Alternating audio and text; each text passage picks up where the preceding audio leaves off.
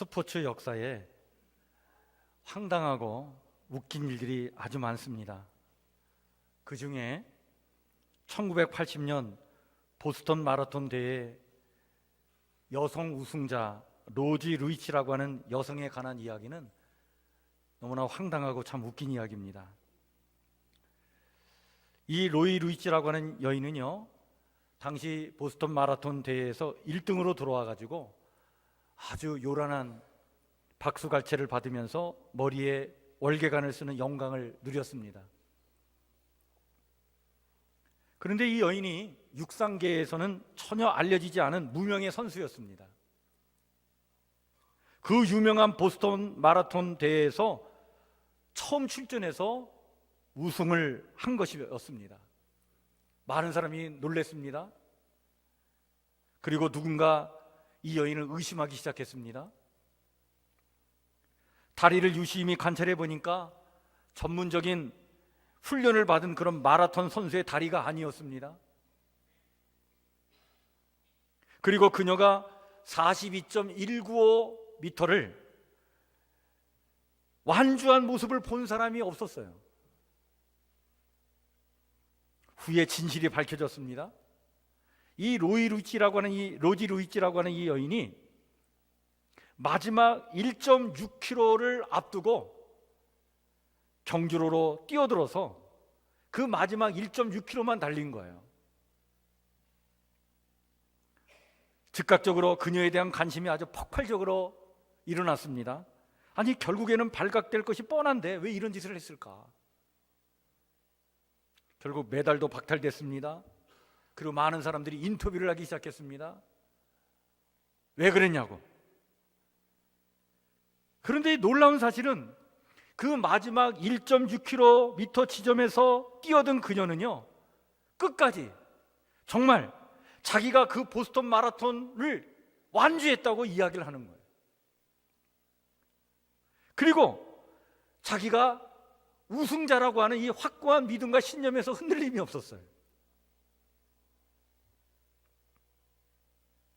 결국 이 로지 루이치라고 하는 여인은 반사회적 인격장애자 소시오패스로 판정이 됐습니다.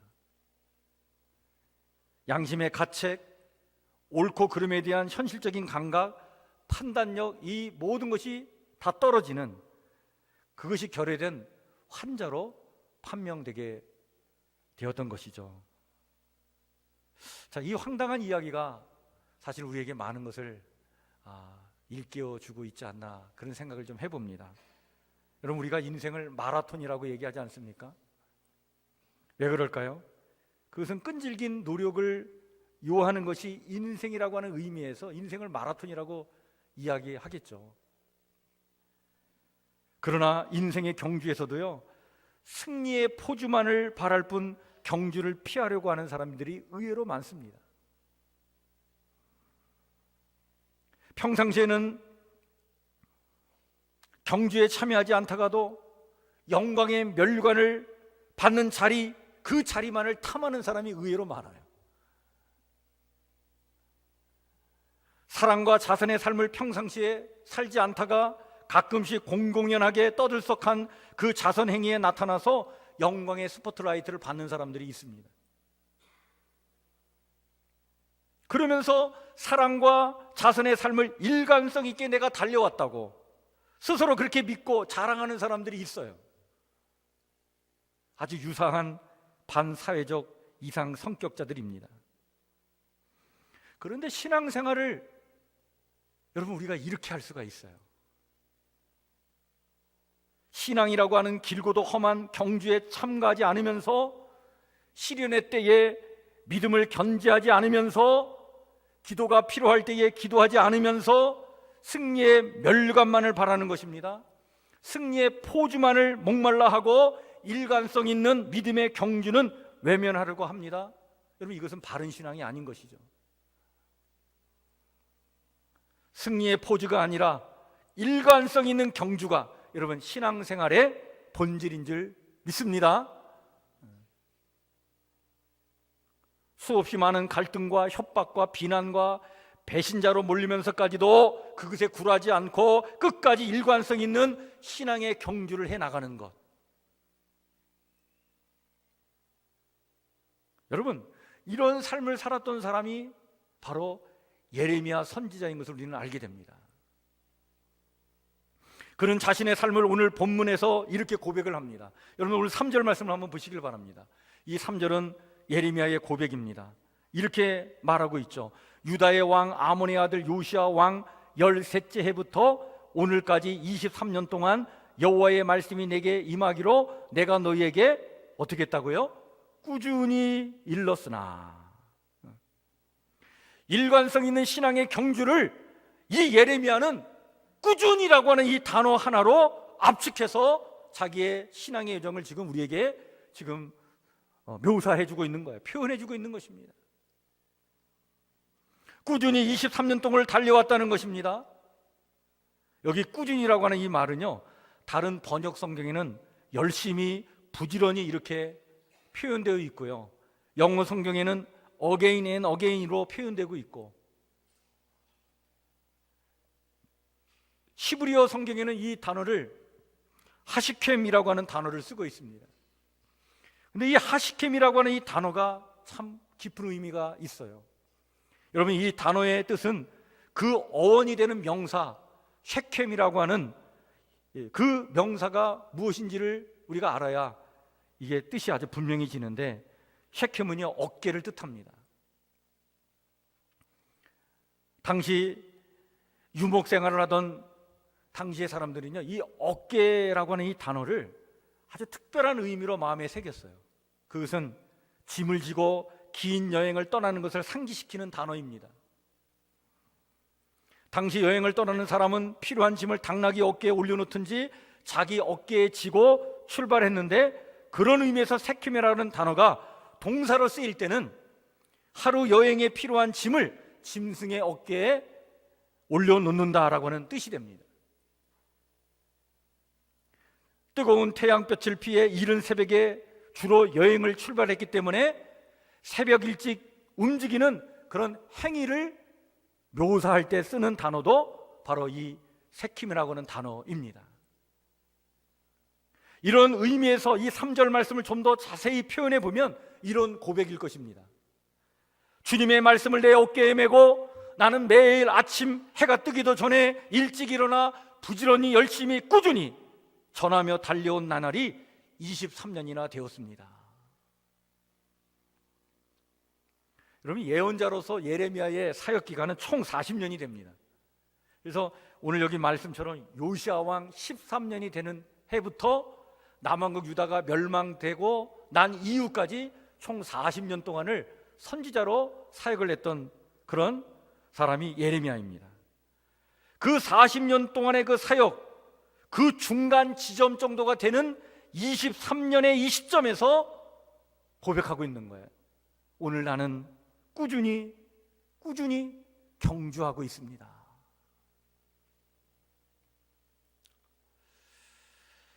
(23년뿐만) 아니라 사실 예레미야는 전 생애 동안 늦잠 자거나 빈둥거리거나 요행을 바라지 않고 긴 호흡으로 정말 그 치열한 경주를 꾸준히 감당했던 하나님의 사역자였습니다.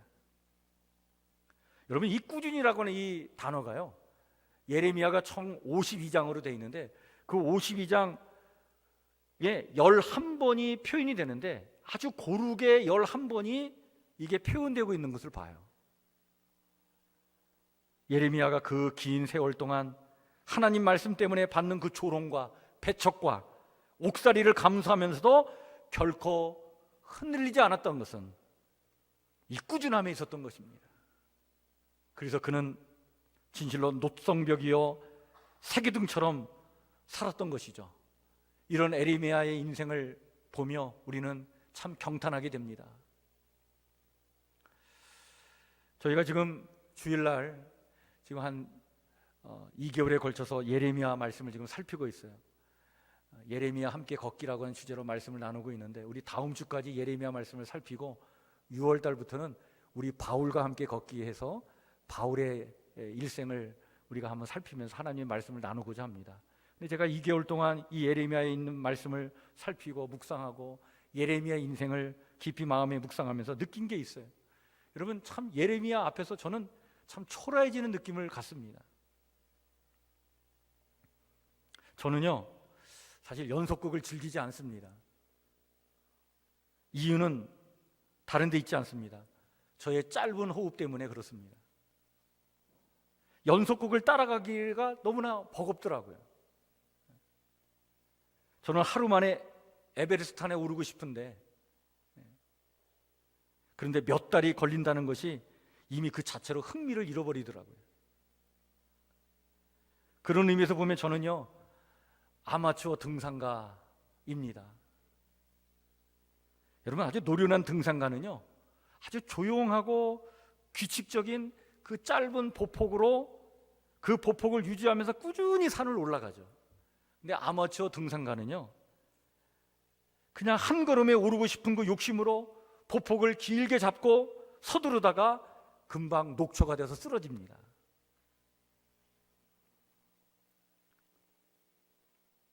예레미야의 앞에서 저는 아마추어 등산가라고 하는 느낌을 갖습니다. 그런 의미에서 예레미야는 참 신비입니다. 어떻게 이렇게 살 수 있었을까? 40년 동안을 그렇게 꾸준히 지속적으로 부지런히 어떻게 이 사명을 감당할 수 있었을까?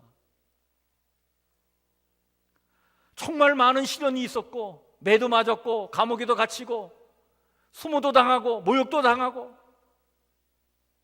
주저앉고 싶은 생각들이 얼마나 많이 있었을까? 그럼에도 불구하고 어떻게 이렇게 꾸준히 이 길을 갈 수 있었을까?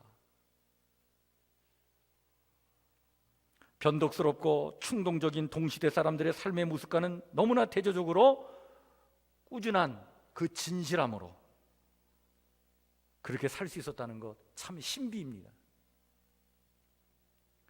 그런데 여러분, 오늘날에도 이런 신비의 삶을 살아가고 있는 분들이 계십니다. 간에 붙었다, 쓸개에 붙었다, 매력적으로 그럴듯하게 포장된 헛된 약속들을 따라 지저없이 흔들리는 이 시대에 불굴의 의지와 정신으로 순례의 길을 걷는 위대한 신앙인들이 있는 것이죠. 그 기나긴 마라톤의 신앙의 여정을 순종의 기쁨과 부푼 소망으로 끈기 있게 꾸준히 달려가는 사람들이 있습니다. 내가 새벽을 깨우리로다 라고 하는 이 새벽의 영성을 갖고 어두운 세상 한가운데서도 기도를 쉬지 않습니다. 말씀을 놓지 않습니다. 사명을 잃어버리지 않습니다. 그들은 이 시대의 신비입니다. 이 신비함으로 기도의 자리를 지키고 봉사의 자리를 지키고 예배의 자리를 지키고 사명의 자리를 지키는 분들은요, 오늘의 예레미야들입니다. 우리 성북교회 성도들 모두가 오늘의 예레미야들 되시기를 주의 이름으로 간절히 축원해 드립니다. 그런데요, 예레미야의 이런 꾸준함이라고 하는 이 신비의 삶이 어떻게 가능했을까요? 그 비결을 오늘 성경 말씀이 우리에게 증언해 주고 있습니다. 그 말씀이 4절 말씀입니다. 여러분, 4절 말씀을 한번 다시 보시길 바랍니다. 이 말씀 우리가 다시 한번 한 목소리로 읽겠습니다. 같이 한번 읽죠. 그러므로 여호와께서 그의 모든 종 선지자를 너희에게 끊임없이 보내셨으나 너희가 순종하지 아니하였으며 귀를 기울여 듣지도 아니하였도다. 당신의 백성이 순종도 하지 않고 귀도 기울이지 않는다 하여도 하나님은 당신의 열심으로 끊임없이 꾸준히 일하셨다고 하는 말씀이에요. 하나님도 새벽 먼동이 트기 전 일찍부터 구원의 메시지를 친히 어깨에 메시고 그의 택한 사람들과 함께 하셨다는 사실입니다. 예레미야의 그 끈기와 꾸준함은요, 하나님의 끊임없음에서 나온 것입니다.